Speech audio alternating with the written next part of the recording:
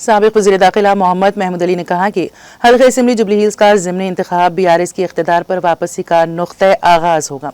हल्के में हर तरफ गुलाबी लहर है। अवाम के चंद्रशेखर राव के दौरे हुकूमत को याद कर रही हैं।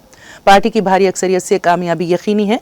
मोहम्मद महमूद अली ने एरागड्डा में जबरदस्त अवामी जलसे से खिताब कर रहे थे। मोहम्मद महमूद अली ने कहा कि जुबली हिल्स में अनकरीब ज़िमनी इंतखाब मुनक़द होगा, जिसमें BRS पार्टी का उम्मीदवार कामयाबी हासिल करेगा।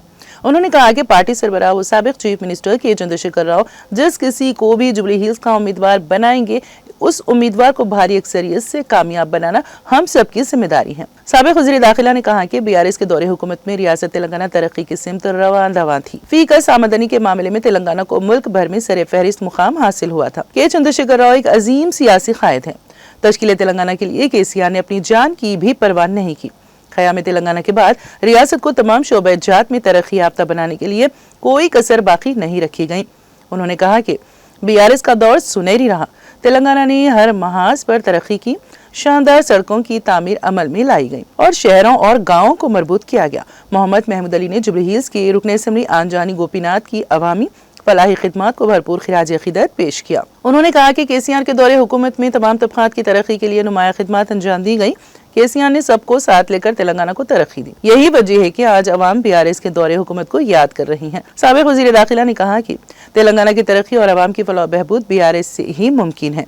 उन्होंने कहा कि के चंद्रशेखर राव ने अक़लियतों की भलाई के लिए भी गिरां कदर खिदमत अंजाम दी। अक़लियतों को तालीम की फराहमी के लिए बड़े पैमाने पर अक़लियती अक़ामती स्कूल्स का क़याम अमल में लाया। मोहम्मद महमूद अली ने पुरजोर अंदाज में कहा कि अब वो दिन दूर नहीं है जब BRS दोबारा इख्तिदार पर फायज होगी। उन्होंने कहा कि हर तरफ गुलाबी लहर चल रही है। जुबली हिल्स के ज़िमनी इंतखाब में कामयाबी के साथ ही BRS की फुतूहात का आगाज हो जाएगा और BRS जल्द अज जल्द दोबारा बरसर इख्तिदार आएगी। मोहम्मद महमूद अली ने कहा कि अवाम BRS के हक़ में मुत्तहदा तौर पर वोट का इस्तेमाल करे और अनकरीब मुनक़्क़द शुदनी जुबली हिल्स के इंतखाब में BRS को भारी अक्सरियत से कामयाब बनाए। रहमतनगर और एरागड्डा में मुनक़्क़िदा जलसों में अवाम की कसीर तादाद ने शिरकत की और BRS और KCR से अपनी अटूट वाबस्तगी का इजहार किया। इस मौके पर साबिक वज़ीर T श्रीनिवास यादव, रुकन असम्बली कूकटपल्ली M कृष्णा राव, आनजानी गोपीनाथ की अहलिया के अलावा कॉरपोरेटर सबिया गौसुद्दीन, BRS के अक़लियती क़ायदीन मोहम्मद आज़म अली, अब्दुल्ला सोहेल, MM मोईद खान, अब्दुल कलीम, अफरोज भाई, रब्बानी भाई, मोहसिन भाई और दूसरे मौजूद थे। हमारे और एक डायनामिक लीडर जो PGR के सहायता थे, बहुत वो भी तेलंगाना बाती रहे PGR साहब, और उनके साहब भी आपके XMLA विष्णुवर्धन रेड्डी साहब, सोहेल भाई साहब, ये तेलंगाना का कोई लीडर है, तेलंगाना लाने वाला कोई लीडर है, तेलंगाना को डेवलप करने वाला कोई लीडर है, तेलंगाना को गंगा जमुना तहजीब देने वाला कोई लीडर है, तेलंगाना से हिंदू मुस्लिम झगड़ा पंचायत को हटाने वाला कोई लीडर है, अमन की जिंदगी देने वाला कोई लीडर है, वो है KCR साहब। KCR साहब एक चीफ मिनिस्टर नहीं है, एक महान और महात्मा लीडर है। उन्होंने 1-2 साल नहीं 14 साल जद्दोजहद कर तेलंगाना हासिल किया है। हमारे तेलंगाना को हिंदुस्तान को आजाद हुआ वो KCR साहब है। इसलिए कह रहा हूं, सारे तेलंगाना में जो रेजिडेंशियल स्कूल थे ना, सिर्फ 10 रेजिडेंशियल स्कूल थे जहां मुस्लिम बच्चे तालीम हासिल करते थे, और हमारे हिंदू भाइयों के KCR साहब ने 2 साल के अंदर 204 रेजिडेंशियल स्कूल कायम किए, इसमें 1 लाख देने वाला कोई लीडर है वो KCR साहब।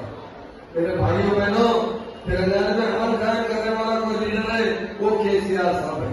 तेलंगाना में तेलंगाना बनने से लेकर 1948 से लेकर 2014 तक किसान हुआ करते थे।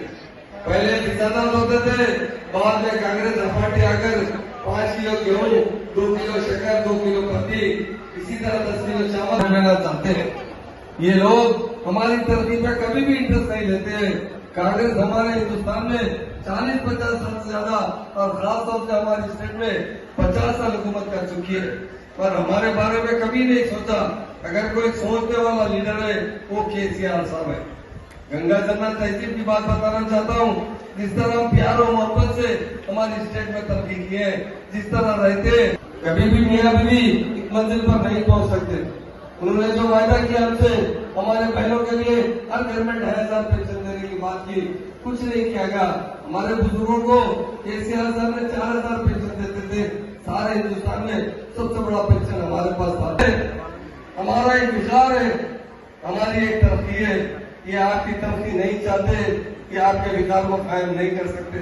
झूठे वादे कर पावर में आए और वादे करने के बाद अर्थ वादे को अमल नहीं कर रहे। इन्होंने एक नहीं दो नहीं है, 420 से ज्यादा हमें प्रोमिसेस किए, सिर्फ 10 प्रोमिस भी पूरे नहीं किए जा रहे। हर तरीके से तेलंगाना को आज बर्बाद कर चुके हैं। लोगों से आप पूछिए, जाकर बड़े आदमी से पूछिए, सोने की दुकान में पूछिए, मामूली चप्पल सीने वाले से पूछिए। कल मैं एक दुकान में गया था जूते को रिपेयर कराने के लिए। मैं उस दुकान वाले से पूछा क्या हाल है, किस तरह चल रहा? यही साहब खत्म हो गया, तेलंगाना की रौनक खत्म हो गई, ये हुकूमत जब से गई है हमें कुछ नहीं मिल रहा है। आज हम मनोरों को कर चुके, रोजगार नहीं दे सक रहे, कारोबार नहीं कर सकते। उसी तरह बड़े से बड़े दुकान में जाइए आप, उन भी यही कर रहा है, यही कर रहा है। यही हुकूमत, ये हुकूमत चलने वाली हुकूमत नहीं है। मैं एक बात मेरे बहनों से कहता हूँ, मेरे बहनों, मेरे भाइयों, आप देखिए केसीआर साहब जब चीफ मिनिस्टर बनने के बाद पहली मरतबा किसी मुसलमान को मुबारकबाद देता हूँ। आप लोगों को काफी देर से बैठे हैं, आपका भी शुक्रिया अदा करता हूँ। यही हमारा इतिहास है, यही हमारी तरक्की है। मेरे भाइयों, ये बहुत जमाने से हम देखते आए। हम बचपन से हम भी कांग्रेस को वोट डाला करते थे, हमारे माँ बाप भी डालते थे, पर कांग्रेस ने हमें कुछ नहीं दिया। हमें गुर्बत से गुर्बत, गरीब से गरीब बनाने वाली कांग्रेस पार्टी है, और बीजेपी पार्टी तो हमारा नाम निशान भी नहीं देखना चाहती। इसलिए हमारा फर्ज बनता है आने वाले इलेक्शन में ये दो गद्दारों से हमें मुकाबला करना है। एक तो हमें बर्दाश्त नहीं करता, एक आदमी दूसरी पार्टी है तो हमारी तरक्की नहीं चाहती है। इसलिए मेरे भाइयों और बहनों, आज यहाँ काफी तादाद में मौजूद है, मैं आपसे यही गुजारिश करता हूँ, वोट बड़ी अहमियत की चीज है। वोट से ही इंकलाब ला सकते हैं। हमारे महान महान लीडर जो केसीआर साहब ने सारे लोगों की तरक्की के लिए जो काम किया है, ऐसे लोग बहुत कम पैदा होते हैं। लीडर तो बहुत पैदा होते हैं, हर गली में लीडर रहता है, हर स्टेट में लीडर रहता है, सेंट्रल में लीडर रहते हैं, और उन्हें आवाम से दिलचस्पी नहीं होती है।